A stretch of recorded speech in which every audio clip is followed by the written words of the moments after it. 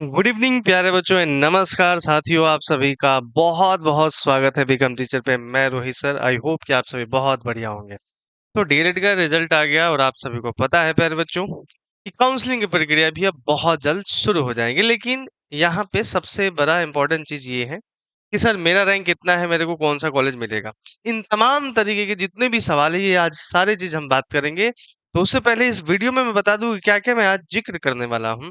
तो यहाँ पे बात करेंगे काउंसलिंग जो शुरू हो चुकी है, यानी कब से 10 अगस्त से काउंसलिंग आपकी शुरू हो जाएगी। क्या चीज उसमें बताई गई है, जो नोटिफिकेशन आया उसमें सब कुछ बात करेंगे। फिर दूसरा चीज ये बात करेंगे प्यारे बच्चों को, जो आपका रैंक है उस रैंक के हिसाब से मैं आज आपको बताऊंगा कि कितने रैंक वालों को सरकारी कॉलेज मिल सकता है। ठीक है, तो इस वीडियो में पूरी आपको जानकारी ये सब मिल जाएगी, जितने भी थंबनेल पे आपको दिख रहा है। रैंक 3000 से कम सरकारी कॉलेज मिलेगा, eligibility, documents, process, important dates पे सारे चीज पे ये सब चर्चा करेंगे बिहार डीएलएड 2026 के लिए। ठीक है, तो चलिए समझते हैं, पहले काउंसलिंग की प्रक्रिया समझ लेते हैं।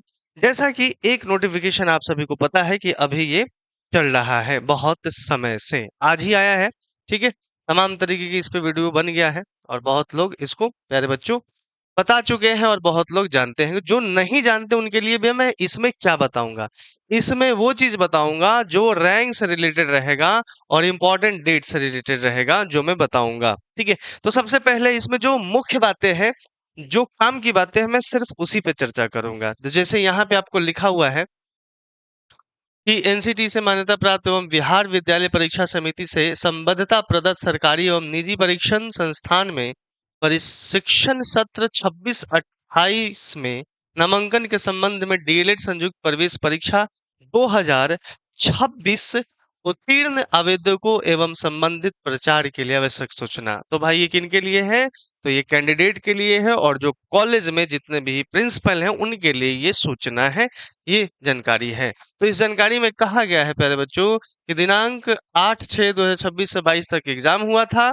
तो इतना लंबी बातें नहीं हमें शुरू करना है, हमें बस इतना जानना है प्यारे बच्चों कि यहाँ पे बताया गया है कि 10 अगस्त से 16 अगस्त तक तिथि निर्धारित की गई है। किसके लिए? तो ऑनलाइन नामांकन आवेदन शुल्क जमा करने तथा इस पे काउंसलिंग के लिए यानी विकल्प भरने हेतु काउंसलिंग के लिए कॉलेज अलॉटमेंट लेटर जो आता है, यानी कि कॉलेज चॉइस फिलिंग, ये हमारा शुरू हो रहा है। कब से? तो कल से। आज है 9 अगस्त, यानी प्यारे बच्चों 10 अगस्त से लेकर 16 अगस्त तक आपका काउंसलिंग चलेगा।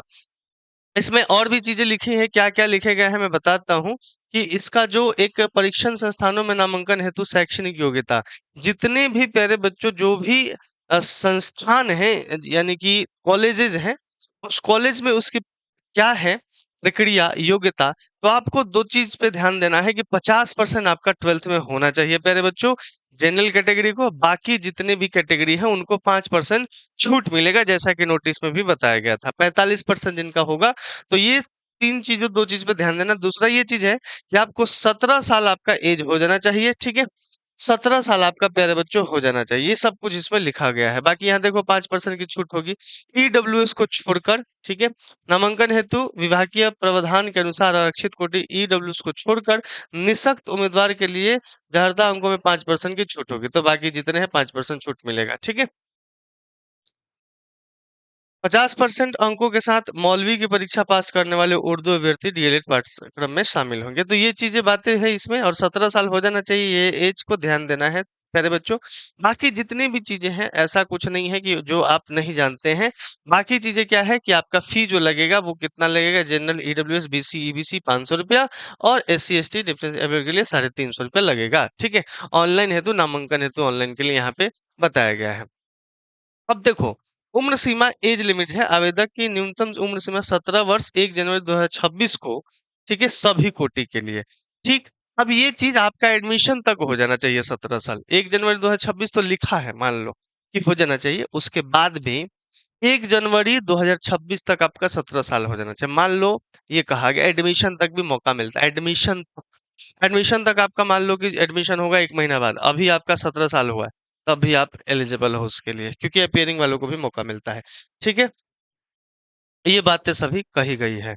अब है कि आपको यहाँ पे इम्पोर्टेंट डेट की मैं बात करूं, क्या है वो इम्पोर्टेंट डेट। जैसे कि यहाँ पे देखो, आवेदन की तिथि जो काउंसलिंग आप करेंगे यानी जो चॉइस कॉलेज फिल करेंगे, तो यहाँ पे 10 अगस्त से 16 अगस्त तक ये इंपॉर्टेंट डेट है, इसको ध्यान में रखना है।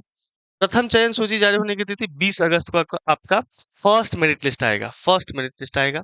फिर नामांकन की अवधि 20 अगस्त से 24 अगस्त तक नामांकन हो जाएगा फर्स्ट मेरिट लिस्ट वालों का। फिर आवेदकों द्वारा नामांकन के पश्चात स्लाइड अप की प्रक्रिया 20 अगस्त से 24 अगस्त, जिनको मान लो पसंद नहीं है स्लाइड अप कर देंगे। स्लाइड अप करेंगे तो आप उसी 4 दिन में, एडमिशन के जो दिन है 20 से 4, उसी समय आपको स्लाइड अप करना है, ठीक है। अब इसके बाद है कि परीक्षण संस्थान द्वारा पोर्टल पर अंतिम रूप से सीट अपडेशन किए जाने की तिथि 25, फिर सीट अपडेट किया गया जाएगा कि इतना कॉलेज में इतना सीट अब बचा हुआ है, फिर सेकंड मेरिट लिस्ट आएगा। तो इस तरीके के आगे की प्रक्रिया, यानी कुल मिलाकर आपको अभी फर्स्ट मेरिट लिस्ट वालों को क्या जानना है, यही जानना है, ठीक है। इतना ही जानना है बस, इतना ही जानना है, ये जान लो 4 पॉइंट, ठीक है। उसके बाद की प्रक्रिया ये सेकंड मेरिट लिस्ट वालों के लिए है कि इसके बाद क्या होगा, जो भी सीट बचेगा फिर से उस पर काउंसलिंग, यानी कि फिर से उसका दूसरा मेरिट लिस्ट आएगा। तो ये हो गया बात कि काउंसलिंग कल से शुरू हो रही है 10 अगस्त से, आज है 9 अगस्त। हम बात करते हैं आज कि रैंक के हिसाब से आपको कौन सा कॉलेज मिलेगा, ये पूरा चीज मैं आज बात करने वाला हूँ। सबसे पहले ये ध्यान दीजिए कि इसमें इंपॉर्टेंट जो डेट है और जो चीजें हैं, इस नोटिस में 50% ट्वेल्थ में हो जाना चाहिए और 45% प्यारे बच्चों आरक्षण वाला, 45% ट्वेल्थ में आरक्षण श्रेणी में जो भी आते हैं, तो उनको ये 45% चाहिए। एज आपका 17 साल हो जाना चाहिए एडमिशन तक, ठीक है। मैं बार बार बोल रहा हूँ, काउंसलिंग डेट क्या है, 10 अगस्त से 16 अगस्त, ये ध्यान रखेंगे, ये मिस नहीं करना है, ठीक है। और डॉक्यूमेंट्स क्या लगेगा, क्या डॉक्यूमेंट्स लगेगा, डॉक्यूमेंट्स नहीं लगता है। जब आप कॉलेज चॉइस करते हैं, फिल करते हैं, तो आपको डॉक्यूमेंट्स नहीं देना पड़ता है, ठीक है। आपको क्या करना है, कॉलेज लिस्ट जो है प्यारे बच्चों, वह बिकम टीचर पे डाला गया है 26-28 वालों के लिए, ठीक है। ये डाला गया है कॉलेज लिस्ट, आप वहां से डाउनलोड करके अपने नियर बाई जितने हैं वो सेलेक्ट करके रख लीजिएगा। उसको अभी मैं आगे बताने वाला हूँ कि अभी आगे आपको क्या करना है। अब समझ लेते हैं रैंक, कि कितने रैंक वालों को, नंबर के बारे में तो मैंने कट ऑफ बता ही दिया। अब रैंक के अनुसार मैं बताता हूँ कि किनको सरकारी कॉलेज मिल सकता है, ठीक है। यहाँ समझिए, देखो फर्स्ट मेरिट लिस्ट की मैं ये बात कर रहा हूँ, ठीक है। फर्स्ट मेरिट, इसके बाद आप ऐसे ही घटते जाएगा, ठीक है। रैंक पहले ध्यान से समझते हैं। फर्स्ट मेरिट लिस्ट यानी कि डीएलएड 2026 के लिए गवर्नमेंट सीट कितना है, लगभग 9100, 9000 से 9100 मैंने लिया है, ठीक है। घट के भी आएगा तो इससे कम नहीं होगा, 9000 9100 इतना अप्रोक्स सीट है सरकारी कॉलेज, इतना सीट है, ठीक है। और बच्चे पास कितने हुए हैं प्यारे बच्चों, तो आपको पता है कि 1,65,000, कितना, 1,65,000 बच्चे पास हुए हैं, ठीक है। यानी हम कह सकते हैं कि 165,000, ठीक है। तो यहाँ 1,65,000 बच्चे पास हुए हैं, यहाँ मैं लिख देता हूँ, ठीक है। अब इतना सीट है सरकारी, तो ये जो कैटेगरी दिख रहा है, UR, EWS, BC, EBC, WBC, SC, women backward caste, SC, ST और यहाँ पे फिजिकल हैंडिकैप। तो आपको पता है कि इस नोटिस में ये भी कहा गया है कि वर्टिकल रिजर्वेशन और हॉरिजॉन्टल रिजर्वेशन, तो वो किस तरीके से काम करता है मैंने पिछला वीडियो में बता दिया है। आप पिछला वीडियो देखिएगा, उसमें मैंने सब कुछ बता दिया है। यहाँ कुल मिलाकर बात करूं कि वर्टिकल रिजर्वेशन जो आपका रजिस्ट्रेशन मिल रहा है, जितना प्रतिशत तय है उतना आपको फिक्स है। लेकिन हॉरिजॉन्टल में वो एक साथ जुड़ के मिलता है। जो रिजर्वेशन, मान लीजिए आप ईडब्ल्यूएस से बिलोंग करते हैं चाहे बीसी से, और बीसी के अलावा आप हैंडीकैप है, तो दोनों जुड़ के मिलता है, वो हॉरिजॉन्टल हुआ, ठीक है। अलग अलग नहीं मिलेगा, दोनों को जुड़ के मिलेगा, तो वो हॉरिजॉन्टल हुआ। तो ये सारे जितने भी आपको आरक्षण मिल रहा है, कौन से कितने में, यहाँ पे मैंने लिख दिया 10%, 12%, 18%, 3%, 16%, 1%, ठीक है। इस तरीके से अब देखोगे ध्यान से, ये जो रैंक है, रैंक क्या है, ये सबके लिए है, साइंस, आर्ट्स, कॉमर्स। आर्ट्स और कॉमर्स के लिए 100-200 इधर उधर कर देंगे हम, इसी में बता दूंगा मैं, टेंशन ना लो। ज्यादा वीडियो को बड़ा नहीं करना है, इसी से समझ में आ जाएगा। देखो यूआर कैटेगरी 3000, 3000 का रैंक जितना नीचे है, 3000 से जितना, प्यारे बच्चों जिन भी स्टूडेंट का 3000 से नीचे रैंक है यूआर कैटेगरी में, उनको सारे कॉलेज सरकारी मिल सकते हैं और मिल जाएंगे, आराम से मिल जाएंगे, टेंशन वाली बात नहीं। अब चूंकि एक बात बताओ, ये भी बच्चे तो इस यूआर में ही फाइट करेंगे ना, मतलब ओवरऑल कैटेगरी की हम बात करते हैं तो ये भी बच्चे इसी में फाइट करेंगे, लेकिन उनकी कैटेगरी रैंक की मैं बात कर रहा हूँ। तो देखो ईडब्ल्यूएस 10% रिजर्वेशन है, तो 900 से 1000 के नीचे, यानी इनके बीच में 900 से 1000 के बीच में जिन भी बच्चों का रैंक है, उनको ईडब्ल्यूएस में आते हैं, उनको आपको कॉलेज मिल जाएगा। फिर बीसी कैटेगरी का रिजर्वेशन कितना, 12% सीट है, ठीक है। तो 1000 से 1100 के बीच में अगर रैंक है आपका, तो आपको सरकारी कॉलेज मिल सकता है। फिर यहाँ पे 18% है ईबीसी, ठीक है। तो 1600 से 1700 के बीच में आपका रैंक है, तो आपको सरकारी कॉलेज मिल सकता है। फिर WBC women backward cast 3% reservation है, 3% सीट है, तो 300 से 400 के बीच में अगर आपका रैंक है, तो आपको सरकारी कॉलेज मिल जाएगा। सिख कैटेगरी के लिए 16% रिजर्वेशन यानी 16% सीट, तो 1500 से 1600 के बीच में रैंक है, तो आपको नीचे ये डाउन है, यानी कि कॉलेज मिल सकता है सरकारी। और 1% यानी 100 से 200 के बीच में है, तो आपको मिल जाएगा। और फिजिकल हैंडीकैप के लिए 5%, तो यहाँ पर रैंक आपको बात करते हैं 500 से 600 के बीच में रहेगा, तो आपको सरकारी कॉलेज मिल जाएगा। अब आते हैं, ये साइंस के लिए था, ठीक है। अब आर्ट्स और कॉमर्स के लिए मैं बात करूं, तो इसी में थोड़ा 100, 150, 100, 200 इधर उधर हो जाएगा। मान लो 1100 हो जाएगा, ये 1200 हो जाएगा, इस तरीके से इधर उधर। 1100 के नीचे होगा तो उनको मिल जाएगा, 1200 के नीचे होगा बीसी। तो आर्ट्स कॉमर्स में यही सारे थोड़े बहुत 100, 200 रैंक का इधर उधर होता है, ठीक है, और कुछ नहीं। तो यही था हमारा रैंक के हिसाब से फर्स्ट मेरिट लिस्ट का कट ऑफ, ठीक है। उसके बाद ऐसे ही आपका सेकंड मेरिट में 100, 200 फिर घट जाएगा, ठीक है। तो सारे कैटेगरी के लिए।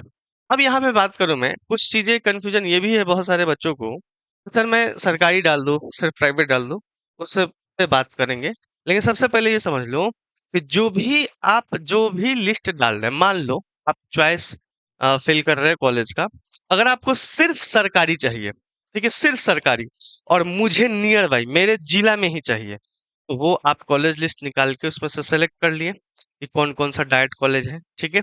आपने देख लिया सरकारी कॉलेज, उनको ही सिर्फ 3 कॉलेज डाल के छोड़ दो, ठीक है, 3 कॉलेज डाल के छोड़ दो, उसके अलावा कोई कॉलेज ही मत डालो।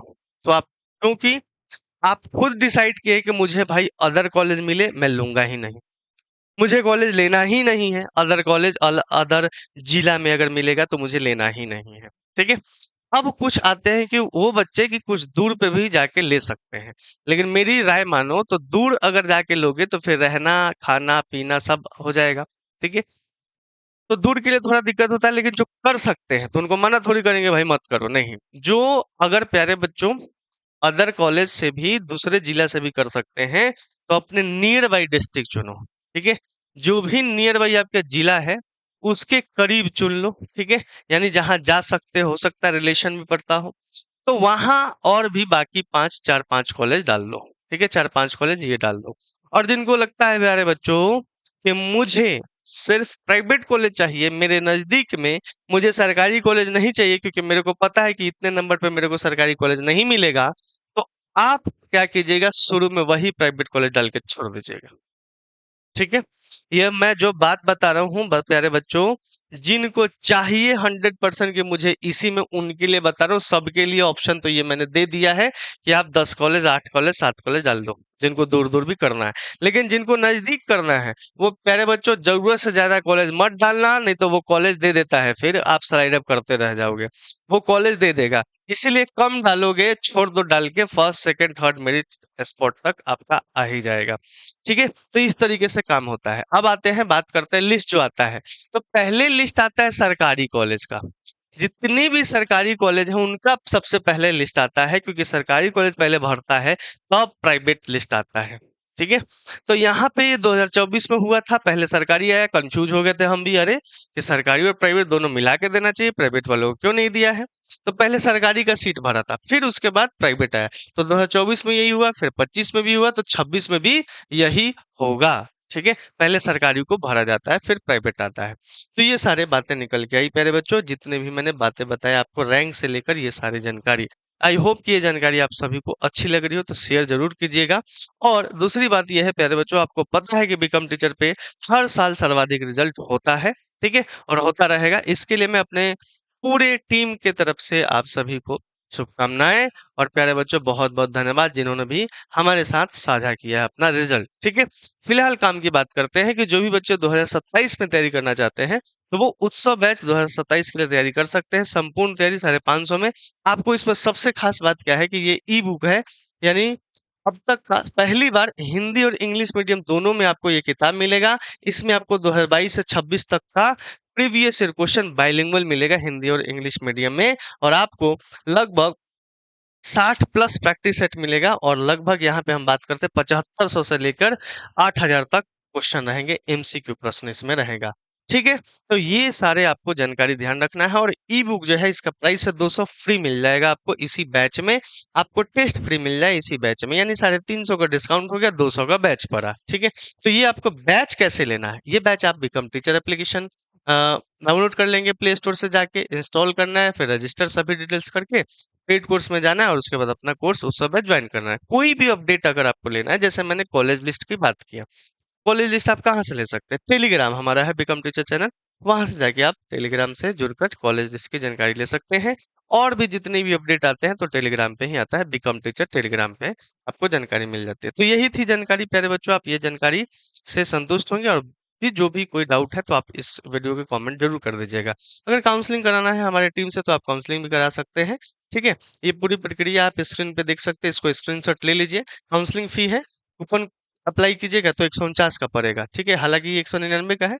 पूरी टीम आपको मदद करेगी काउंसलिंग के लिए। कल से बहुत सारे बच्चों ने अप्लाई कर दिया है, ये ध्यान रखिए कि सीमित संख्या में ही काउंसलिंग की जाएगी, उससे ज्यादा नहीं। ठीक है, तो आप प्यारे बच्चों ये ध्यान रखेंगे, ये आप इसका स्क्रीनशॉट ले सकते हैं। तो ये थी पूरी जानकारी, हम बात करते हैं पूरा। और भी कुछ जानकारी जो कमेंट कर दीजिएगा। तो थैंक यू सो मच, और लाइक शेयर जरूर कर दीजिएगा। Bye, take care, all the very best.